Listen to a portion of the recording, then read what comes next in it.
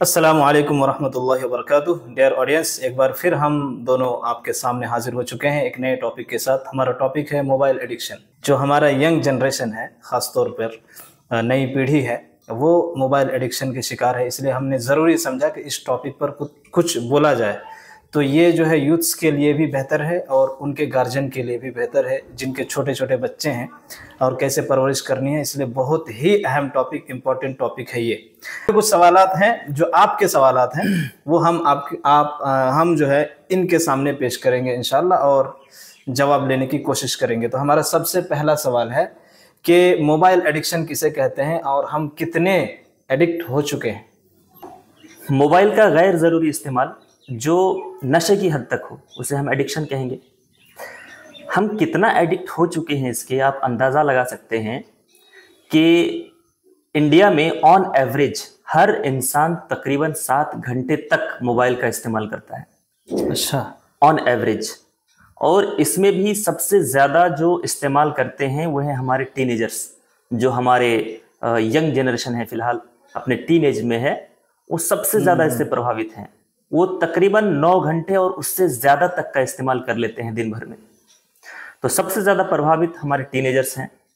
और किस हद तक हम इसके एडिक्ट हो चुके हैं आपको बताते हैं कि जागने से लेकर, सुबह जागने से लेकर दोबारा सोने तक हम मोबाइल फ़ोन के एडिक्ट हो चुके हैं।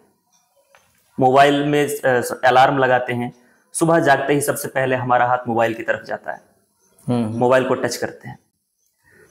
मेरे ख्याल से इसको रिप्लेस कर लेना चाहिए किसी अलार्म क्लॉक से, इसलिए कि जैसे हम सुबह उठते हैं सबसे पहले हम मोबाइल को छूते हैं अलार्म बंद करने के लिए, और इसी बहाने हम डेटा ऑन करके हम ये देखने लगते हैं कि कोई नया मैसेज तो नहीं आया, कोई नोटिफिकेशन वगैरह। फिर कोई नोटिफिकेशन आया तो हम उस पर क्लिक करके वहाँ चले जाते हैं। फिर हमारी सुबह खराब हो जाती है। किसी ने तारीफ की तो शुक्रिया अदा करते हैं। बिल्कुल जी जी। तो ये हालत है। और सोने की जहाँ तक बात है, जब सोने जाते हैं तो कहा जाता है एक डेटा के मुताबिक, एक रिपोर्ट के मुताबिक कि 80% से ज़्यादा लोग 80% से ज़्यादा लोग सोने से पहले मोबाइल का यूज़ करते हैं। बहुत ज़्यादा, 80% से ज़्यादा लोग, बहुत बड़ी तादाद है ये, बहुत बड़ी तादाद है। और मेरे ख्याल से ये तादाद अभी मतलब बढ़ ही रही होगी रोज़ाना, दिन ब दिन। यहाँ तक कि देखिए आप, इंसान खाते पीते वक्त भी मोबाइल को हाथ से जाने नहीं देता है। वो खाने के लिए बैठता है, फिर भी अगर बाएं हाथ में, दाएं हाथ से खाता है तो बाएं हाथ में मोबाइल हो जाता है, उसका रहता है। वो कुछ ना कुछ चेक करते रहता है। हद तो ये हो गई है कि इंसान अब टॉयलेट तक में मोबाइल लेके चले जाते हैं और वहां पर घंटों बिता देते हैं। बताइए। और एक चीज होती है, हम लोग कहते हैं कि टाइम में ट्रैवल करना, टाइम ट्रैवल पॉसिबल है या नहीं, ये तो एक बहुत बड़ा टॉपिक है। लेकिन अब टाइम को ट्रैवल करवा सकते हैं, इसलिए कि मोबाइल एक ऐसा डिवाइस है कि इसमें इंसान अगर चला गया एक बार, उसे लगता है कि मैं 5 मिनट के लिए जाऊंगा, लेकिन उसे ख्याल तब आता है जब देखता है कि मैं तो आधा घंटा इसमें बिता चुका हूँ। मुझे मोबाइल देखने का शौक नहीं, देखता हूँ गम भुलाने का। हाँ, बड़े बड़े आशिक लोग जब परेशान हो जाते हैं तो मोबाइल उनका सहारा होता है, गम भुलाते हैं उसके जरिए से और टाइम गुजारते हैं। और मोबाइल में आपका, मोबाइल फोन तो एडिक्शन है ही, उसमें भी सोशल मीडिया जो है, सोशल मीडिया में सबसे ज्यादा इंसान टाइम बिताता है। इंडिया से बाहर आपका तकरीबन 2.5 घंटे के करीब लोग पर डे बिताता है सोशल मीडिया में। लेकिन इंडिया में अगर ऑन एवरेज हर एक इंसान 7 घंटे तक मोबाइल में बिताता है तो तकरीबन मेरे ख्याल से, मुझे लगता है, मतलब ये कोई डेटा मुझे मिला नहीं इसके बारे में, लेकिन सोशल मीडिया में सबसे ज्यादा टाइम बिताते हैं। जो आम मतलब तजुर्बा है, आम एक्सपीरियंस है, जो मैं देखता हूँ अपने दोस्तों को, अपने आसपास, एनी टाइम ऑनलाइन रहते हैं, सोशल मीडिया में ज्यादा टाइम बिताते हैं। और यूट्यूब के बारे में आपका क्या ख्याल है? ये भी सोशल मीडिया में ही आता होगा? बिल्कुल, सोशल मीडिया, यूट्यूब भी सोशल मीडिया में आता है, इसमें भी लोग टाइम बिताते हैं अच्छा खासा। इसमें तो फिल्म और सीरियल और बहुत खामोशी के साथ टाइम बिताते हैं इसमें। हम सोशल मीडिया में भी अगर देखें तो उसमें भी रील्स पर अगर हम आ जाएं, फिर चाहे वो इंस्टाग्राम के रील्स हों, फेसबुक के रील्स हों, या फिर यूट्यूब के शॉर्ट्स हों, इस पे ज्यादा टाइम बिताते हैं। और इसका जो क्या नुकसान है, बहुत बड़ा नुकसान है, खास करके अटेंशन स्पैन जो है इंसान का, किसी चीज पर फोकस करने की जो उसकी एबिलिटी है, ये चीज बड़ी मुतासिर होती है, बड़ा इफेक्ट होता है इससे। कहा जाता है कि आमतौर पर इंसान 40 मिनट तक, 40 से 45 मिनट तक किसी चीज पर फोकस कर सकता है, एक नॉर्मल इंसान। लेकिन मोबाइल के आने के बाद ये अटेंशन स्पैन काफी हद तक घट गया है और इंसान एक चीज में ज्यादा फोकस नहीं कर पाता। और रीजन यही है कि रील्स देखिए, 30 सेकंड 1 मिनट के रील्स हैं, एक रुला देता है, एक हंसा देता है, बस सीरियस बना देता है, इमोशंस चेंज होते रहते हैं, इमोशंस खेलता रहता है, एक तरह से चेंज होने की फ्रीक्वेंसी बढ़ जाती है। तो बहुत बुरी तरीके से मोबाइल की लत हम लोगों को लग चुकी है। अब आगे क्या होगा ये तो अल्लाह रब्बुल आलमीन ही बेहतर जानता है।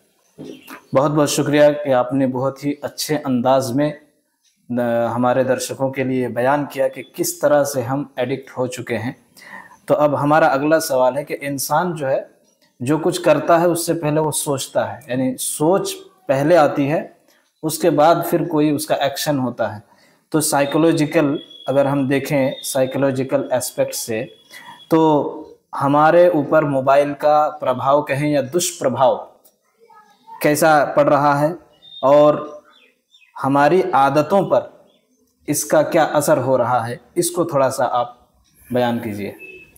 असल में मोबाइल का जो एडिक्शन है ये किसी फिजिकल क्रेविंग की वजह से, मतलब हम मोबाइल जो इस्तेमाल करते हैं किसी फिजिकल क्रेविंग की वजह से नहीं, बल्कि ये एक बिहेवियरल एडिक्शन है। यानी ऐसा एडिक्शन जो हमने आदत बना लिया है, आदत बना लिया हमने इस चीज को।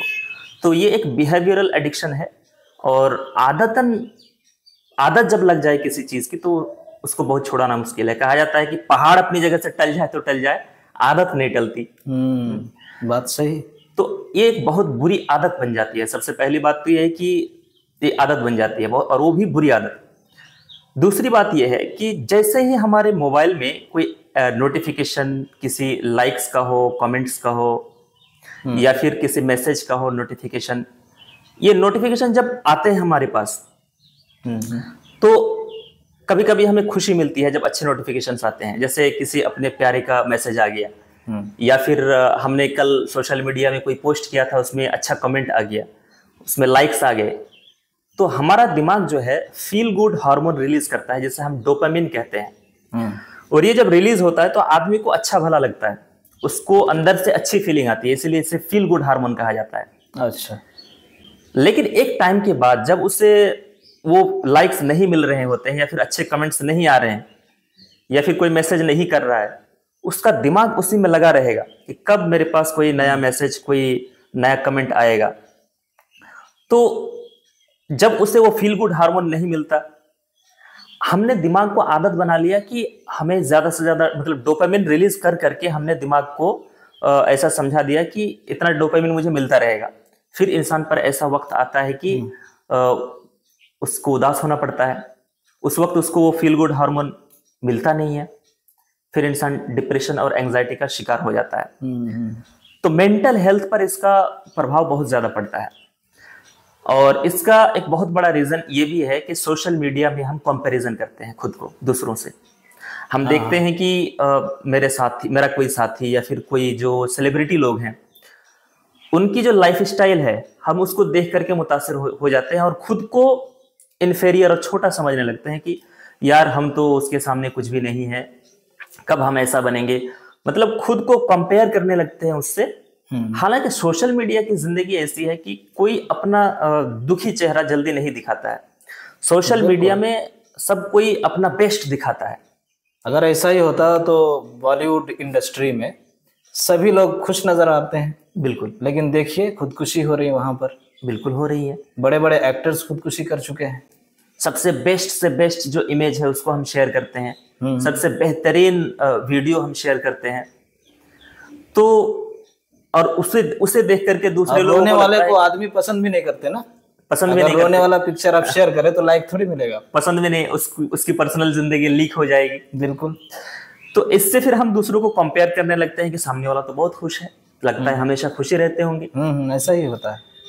तो प्रॉब्लम क्रिएट होती है इससे। बहुत बड़ी प्रॉब्लम जो साइकोलॉजिकल है वो ये है कि हम रियलिटी से एस्केप करने लगते हैं, जिसे हम एस्केपिज्म कहते हैं।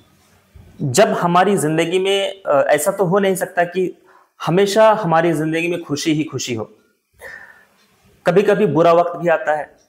तो हम उस बुरा टाइम को एस्केप करने के लिए फिर से मोबाइल में चले जाते हैं और हम लड़ते नहीं है, हालातों से लड़ते नहीं है। और हम, क्योंकि मोबाइल एक ऐसी चीज है कि जिस तरह का कंटेंट आप सर्च करेंगे आपको वैसा ही मिलेगा। तो हम रियलिटी से एस्केप करके भागने की कोशिश करते हैं, बिल्कुल, जो कि इंसान की जिंदगी के लिए बहुत ही खतरनाक साबित हो सकता है। हाँ, तो चैलेंजेस का सामना करने का जो वो होता है, एबिलिटी जो होती है खत्म हो जाती है। वो दिमाग भी उसको ऑर्डर नहीं करती, क्योंकि वो आदत नहीं होती उसकी। उसको तो शिफ्ट कर देता है कि मोबाइल में चलो कुछ अच्छे रील्स देख लेते हैं। जो कहा ना कि जो गुड हार्मोन है जी, उसको रिलीज करने की आदत पड़ जाती है, आदत पड़ जाती है, फिर वो उसी तरफ जाने फिर से चला जाता है मोबाइल की तरफ। तो साइकोलॉजिकल एस्पेक्ट से बहुत सारे प्रॉब्लम्स क्रिएट होती हैं। प्रॉब्लम्स है। अच्छा, अगला सवाल हमारा ये है कि इंसान जो है सोशल एनिमल है, तो सोशली अगर हम देखें तो हम कितने इफेक्ट हो चुके हैं इससे सोशली तौर पर? फेस टू फेस इंटरेक्शन, जिसे हम इन पर्सन इंटरेक्शन भी, इन पर्सन कन्वर्सेशन भी बोलते हैं, ये चीज घट गई है। अभी हम डिजिटल कन्वर्सेशन में फंस चुके हैं, वर्चुअल वर्ल्ड में फंस चुके हैं। फेस टू फेस इंटरेक्शन में आपका जो इमोशनल डेप्थ होता है, हम पूरे तौर पर आपके सामने अभी हाजिर हैं, पूरे तौर पर अपने पूरे वजूद के साथ, बिल्कुल, और हर एक चीज मतलब महसूस कर सकते हैं, हर एक आपका पोजीशन में पढ़ सकता हूं। लेकिन मोबाइल में क्या होता है, एक इमोजी सेंड कर दिया कि मैं खुश हूं, हाँ रिएक्ट कर दिया, काम खत्म। सैड हूं, एक सैड इमोजी रो रहा हो। कोई गारंटी नहीं है। आदमी का मूड एक होता है, सोशल मीडिया में उसको दिखाने के लिए कुछ दूसरा मूड। वर्चुअल वर्ल्ड में एहसासात की तर्जुमानी जिसको कहते हैं नहीं हो पाती है। तो एक बहुत बड़ा नेगेटिव पॉइंट है, बिल्कुल, अगर सोशली देखा जाए तो। और इसी तरीके से आपका जो सोशली हमारे टीनेजर्स जो हैं, ये साइबर बुलिंग के शिकार हो जाते हैं। जैसे बहुत सारे गलत वेबसाइट्स हैं, उसमें जाकर के वो फंस जाते हैं। वो इकोनॉमिकली और दूसरे एस्पेक्ट से भी वो फंस जाते हैं। कभी कभी वो उसको नुकसान चुकाना पड़ता है पैसे का। इसी तरीके से जो फैमिली कनेक्शन है, पहले जो फैमिली कनेक्शंस थे हमारे बाप और दादों में, वो हम में शायद उस कदर नहीं है। हाँ बिल्कुल, क्योंकि हम अपने मोबाइल में, घर में भी रहते हुए भी, ज़रूरी औकात में भी हम बहुत ही कम गुफ्तगू करते हैं और फैमिली से दूर हो जाते हैं। मुझे देखकर बड़ा अफसोस होता है कि माँ काम कर रही होती है, बाप बाहर कमा के आ रहा होता है, और बेटा बड़े आराम से मोबाइल में बस वही सब स्क्रॉल कर रहा होता है। एक सैड रियलिटी है। माँ चाहती है कि बेटा मुझसे बात करे, शेयर करे अपने प्रॉब्लम्स या अपनी खुशी को, और मैं शेयर करूं। बाप भी यही चाहता है, भाई बहन ये चाहते हैं, लेकिन अभी जो है ऐसा हो नहीं पाता। मोबाइल ने बहुत ही बुरी लत लगा दिया, जिसकी वजह से यानी फैमिली को भी शिकार हो रहे हैं, फैमिली को भी दूर बना दिया एक तरह से। फैमिली आपस में करीब रहते हैं, लेकिन मोबाइल ने उसको भी दूर, फैमिली के बाहर के लोगों को करीब ला दिया और फैमिली को दूर कर दिया। इस तरीके से सोशली अगर देखा जाए तो बहुत सारे प्रॉब्लम्स हैं। अच्छा, फिजिकल हेल्थ के बारे में अगर हम देखते हैं तो मोबाइल एडिक्शन का असर तो होगा ही इस पर, लेकिन फिजिकल हेल्थ किस तरह से इफेक्ट हो रहा है वो थोड़ा सा आप बता दीजिए। मोबाइल का कनेक्शन इंसान की बॉडी से अगर देखा जाए तो मैं तो ये कहता हूं कि आदमी के बॉडी का ही एक पार्ट है मोबाइल, जिसमें बस सिर्फ खून का प्रवाह नहीं होता है, खून नहीं बहता है बस, वरना ये तो इंसान के बॉडी का पार्ट हो गया। और सबसे ज्यादा कनेक्टेड रहता है मोबाइल वो आंखों से, क्योंकि वो देखते रहते हैं, स्क्रीन पे देखते रहते हैं। तो आंखों से हमेशा देखते रहने की वजह से आपका आई स्ट्रेन बढ़ जाता है, और ये आगे चल करके ड्राई आइज, इसी तरीके से आपका हेडेक्स और विजन जो है मुतासिर होता है, मायोपिया का इंसान शिकार हो जाता है। इसके बाद क्या होता है कि दूर की चीजें उसको सही से दिखना बंद हो जाता है। इसी तरीके से आपके अगर मोबाइल हम ज्यादा यूज करते हैं तो पोस्चर प्रॉब्लम्स हो सकते हैं। मोबाइल ज्यादा यूज करने की वजह से कहा जाता है टेक नेक प्रॉब्लम होता है, यानी कि आपका बैक, नेक और शोल्डर में पेन स्टार्ट हो जाता है, जिसकी वजह से बहुत ज्यादा मोबाइल के इस्तेमाल की वजह से, क्योंकि हम एक खास पोस्चर में रहते हैं जब मोबाइल का इस्तेमाल करते हैं। इसी तरीके से आपका नींद के साथ इसका बड़ा गहरा ताल्लुक है, क्योंकि मैंने आपको बताया कि तकरीबन 80% इसका कनेक्शन होता है, इसीलिए आंखों से कनेक्शन है, और 80% से ज्यादा लोग सोने से पहले मोबाइल का इस्तेमाल जरूर करते हैं। और रात को जब हम मोबाइल का इस्तेमाल करते हैं तो मेलाटोनिन प्रोडक्शन में डिसरप्शन क्रिएट करता है, यानी कि हमारे नींद को सही तरीके से लाने के लिए मेलाटोनिन का बड़ा असर रहता है, काम रहता है। लेकिन मोबाइल की जो नीली रोशनी है, ब्लू लाइट, वो हमारे मेलाटोनिन प्रोडक्शन को डिसरप्ट कर देती है, जिसकी वजह से नींद में खलल पैदा होता है। फिर इंसान इंसोम्निया का शिकार होता है, यानी कि उसको अच्छी तरीके से नींद नहीं आती। फिर वो सो भी लेता है तो उसको दिन भर थकान महसूस होती है, उसको थकान का एहसास। बहुत से नौजवान इसकी शिकायत करते हैं कि हमको नींद नहीं आती है, और दिन भर फिर थकान भी महसूस होगा। ये भी एक अलग से प्रॉब्लम है नींद ना आने की वजह से। तो फिजिकली भी अगर हम देखें तो बहुत ज्यादा नुकसान पड़ता है इसका, बहुत खतरनाक, मतलब दुष्प्रभाव पड़ता है जिसे हम कहते हैं। बच्चे हमारे फ्यूचर के हीरो हैं एक तरह से, वो हमारे जानशीन हैं, हमारे बाद वही गद्दी संभालने वाले हैं। तो मोबाइल ने इन पर कितना कंट्रोल किया हुआ है, क्योंकि जितना कंट्रोल जो भी करेगा उसके हिसाब से वो जनरेशन तैयार होगा। बिल्कुल। तो इसको आप थोड़ा सा बयान कीजिए। अब ये बच्चे भी बड़ों की तरह मोबाइल का इस्तेमाल कर रहे हैं, क्योंकि उनके पास ज्यादा खाली समय है। माएँ भी जब बच्चे ज्यादा तंग करते हैं तो उसको मोबाइल दे देते हैं। और 8 साल से बड़े ही नहीं, बल्कि उससे छोटे बच्चे भी जो हैं उनको भी लत लगा दिया गया है मोबाइल का। माएँ पहले यानी कठिन परिस्थिति को संभालने में माहिर होती थी, और अभी वो लोग भी आसान रास्ता तलाश करने लगी हैं कि इतना क्यों तेल लगाने जाऊं, मोबाइल पकड़ा दूं, अपने आप जो है चुप हो जाएगा। हालांकि उसका बहुत बड़ा असर पड़ता है। इसका बड़ा नुकसान जो है आपका सोशल डेवलपमेंट और कॉग्निटिव डेवलपमेंट में बड़ा प्रभाव पड़ता है।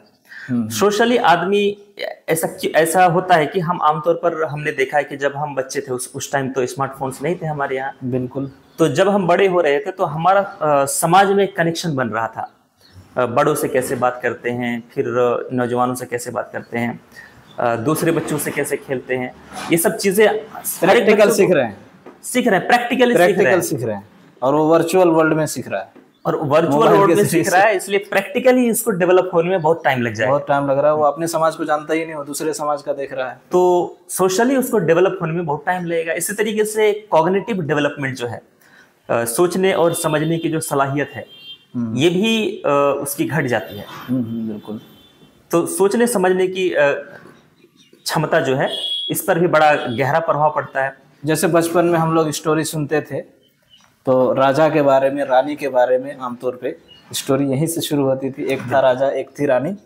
तो जितने बच्चे सुनते थे उनके मन में अलग अलग तस्वीर होती थी, इमेजिन करते थे और अलग अलग तस्वीर बनती थी। 10 बच्चे 10 तरह का इमेजिन कर सकते थे। और अभी डायरेक्ट आप कार्टून में दिखा ही देते हैं, उसको इमेजिन करने का टाइम ही नहीं देते हैं, वो खुद आप उसके सामने पेश कर देते हैं। तो फिर डेवलप नहीं होता है वो सोचने वाला, जो इमेजिन करने का पावर उसका घट जाता है। इसी तरह इससे आपका ऑब्जर्वेशन पावर भी घटेगा, क्योंकि जब वो इमेजिन नहीं करेगा ज्यादा, ऑब्जर्वेशन पावर भी घटेगा। इसी तरह बच्चों के एजुकेशन पर भी इसका बड़ा गहरा प्रभाव पड़ता है। ऐसे तो मोबाइल एजुकेशनल हो सकता है, क्योंकि इसमें बहुत सारी चीजें हैं जो एजुकेशनल हैं।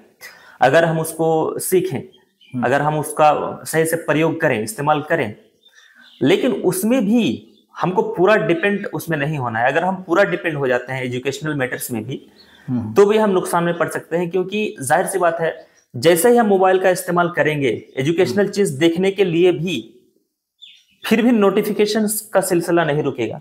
बिल्कुल। वो कहीं ना कहीं से, और वो ऐसा हम भी कैसे मान सकते हैं कि एक बच्चा है जिसको हम एजुकेशन के लिए पूरा मोबाइल उसको थमा दें, क्या गारंटी है कि वो उस ऐप से हट करके दूसरे ऐप में नहीं जाएगा?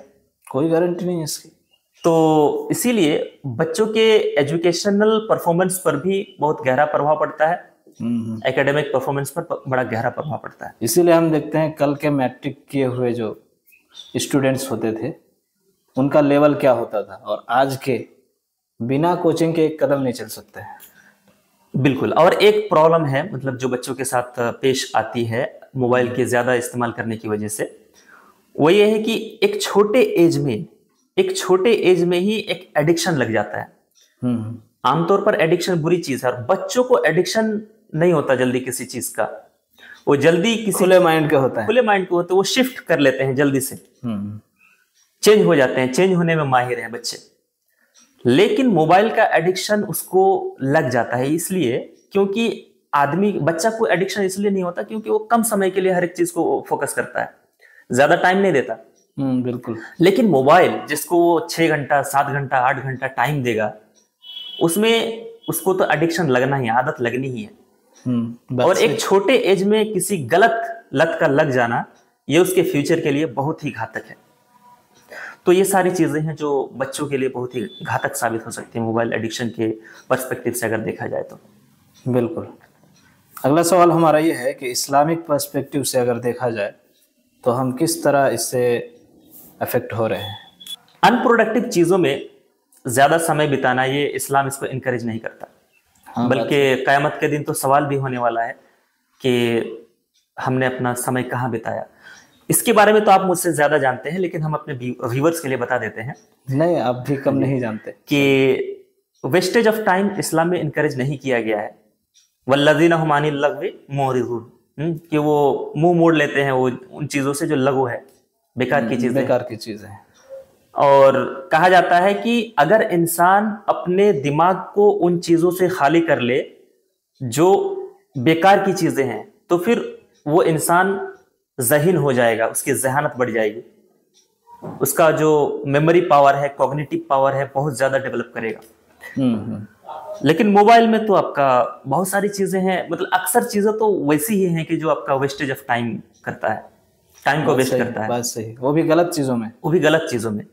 इसी तरीके से जो फराइज हैं जैसे नमाज और रोज़ा भी कभी कभी इससे प्रभावित होता है।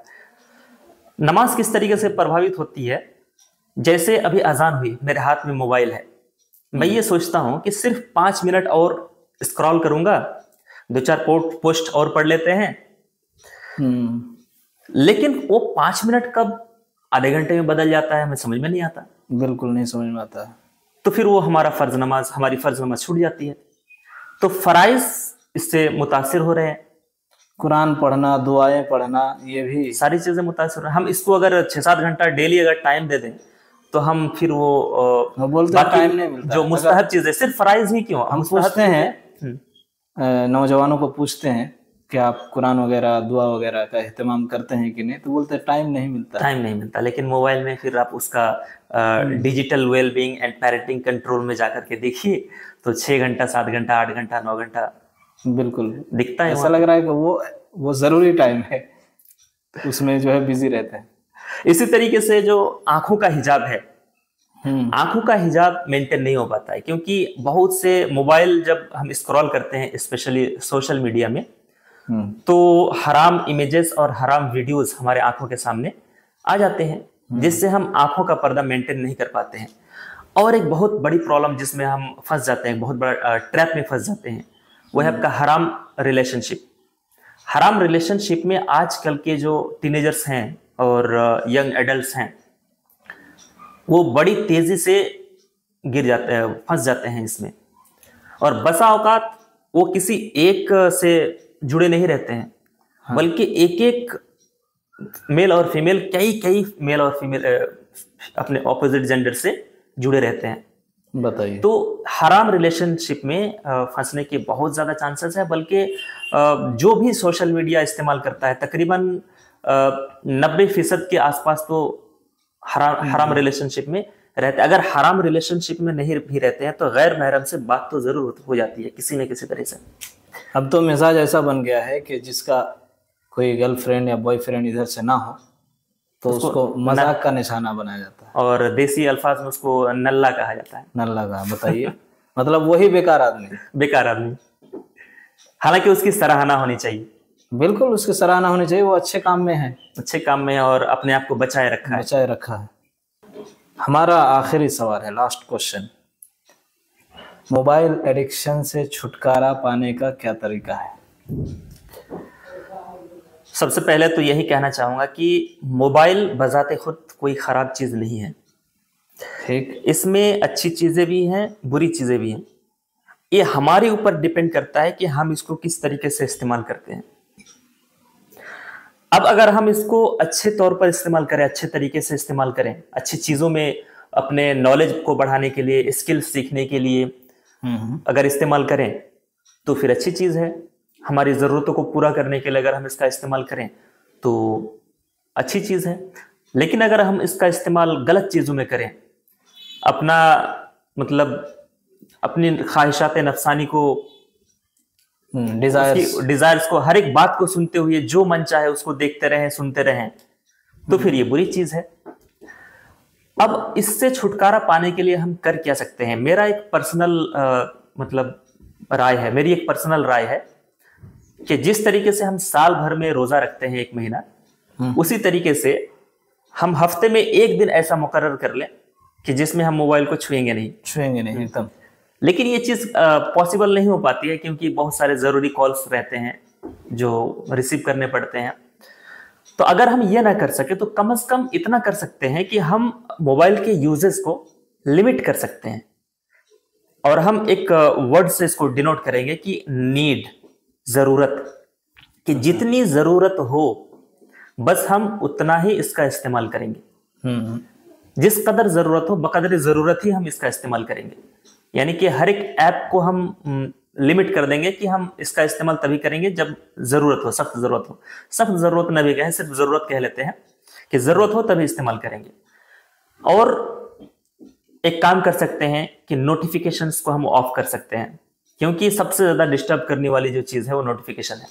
इंसान एक किताब में फोकस किया हुआ है, जैसे ही नोटिफिकेशन आया, अगर वो सोच भी ले कि मैं मोबाइल ओपन नहीं करूंगा, लेकिन कुछ समय के लिए उसका जो अटेंशन था, उसका जो फोकस था, वो खत्म हो गया। घंटी की वजह से, उस घंटे की वजह से क्या आया होगा, कहां से आया होगा, घंटी या फिर वाइब्रेशन जो भी हो, उसकी वजह से उसका वो अटेंशन स्पैन टूट जाता है, ब्रेक हो जाता है, ब्रेक उसका फोकस।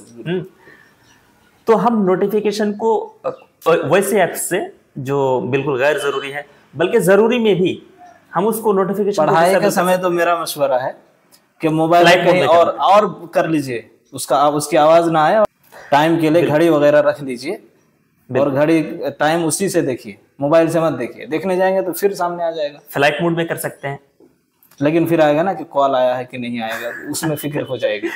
बहुत सारे साइलेंट करके आप रख दीजिए एक किनारे में। स्पेशली पढ़ने के समय हम उसको अलग रख सकते हैं। अच्छा मशवरा है। और बच्चों के लिए जहां तक इसके यूजेस की बात है, तो उसका जो गार्जियन है, माँ बाप हो या फिर भाई हो, बहन हो, जो भी हो, बच्चे का जो रखवाला हो, उसकी पूरी गार्डिंग होनी चाहिए, पेरेंटिंग कंट्रोल होनी चाहिए, इसमें होना चाहिए। क्योंकि अगर बच्चे बिगड़ गए, इसमें मोबाइल की लत उसको लग गई, तो फिर उसको छुड़ाना बहुत ही मुश्किल हो जाएगा। क्योंकि आपने कहा कि सीखने की जो चीजें हैं वो मोबाइल से सीखेंगे, लेकिन बच्चे हैं, वो क्या जानते हैं? नहीं जानते हैं कि हमको फ्यूचर में ये फायदा देने वाला है, ये फायदा देने वाला है, वो तो समझता ही नहीं। बच्चे को तो सही गलत की तमीज नहीं होती है। तो उसकी जगह पे वो गार्जियन को आना होगा और उसको लिमिट करना होगा उसका यूज, बल्कि ना ही दे तो अच्छा है। उसको क्या जरूरत है मोबाइल की? डिजिटल डिटॉक्स का पालन करना होगा। मोबाइल से जितना मुमकिन हो सके इससे दूर रहने की कोशिश करनी है, और सिर्फ जरूरत। मैं तो अगर इसको समराइज करना हो, पूरी बात को अगर समराइज करना हो, तो मैं ये कहूंगा कि जो मैंने आखिर में कहा कि सिर्फ और सिर्फ जरूरत के वक्त ही मोबाइल को हाथ में लिया जाए, और जरूरत के वक्त ही किसी ऐप को ओपन किया जाए, वरना इससे दूर ही रहा जाए। तो बहुत बहुत शुक्रिया कि आपने बहुत ही इम्पोर्टेंट क्वेश्चंस का जवाब दिया। आपका भी शुक्रिया कि आपने मुझे जवाब देने में साथ दिया। तो प्रिय दर्शकों, इस तरह के वीडियोस हम लाते रहेंगे। आपसे गुजारिश है कि इस तरह के जो अच्छे वीडियोस हैं, अच्छी बातें हैं, इनको आगे पहुंचाने में हमारी मदद करें और चैनल को आगे बढ़ाने में हमारी मदद करें। हमारा भी चैनल है और सलमान ताहिर भाई का भी चैनल है, तो दोनों के चैनल से आप लोग जुड़ जाएं। बहुत बहुत शुक्रिया। अस्सलामु अलैकुम व रहमतुल्लाहि व बरकातुहू।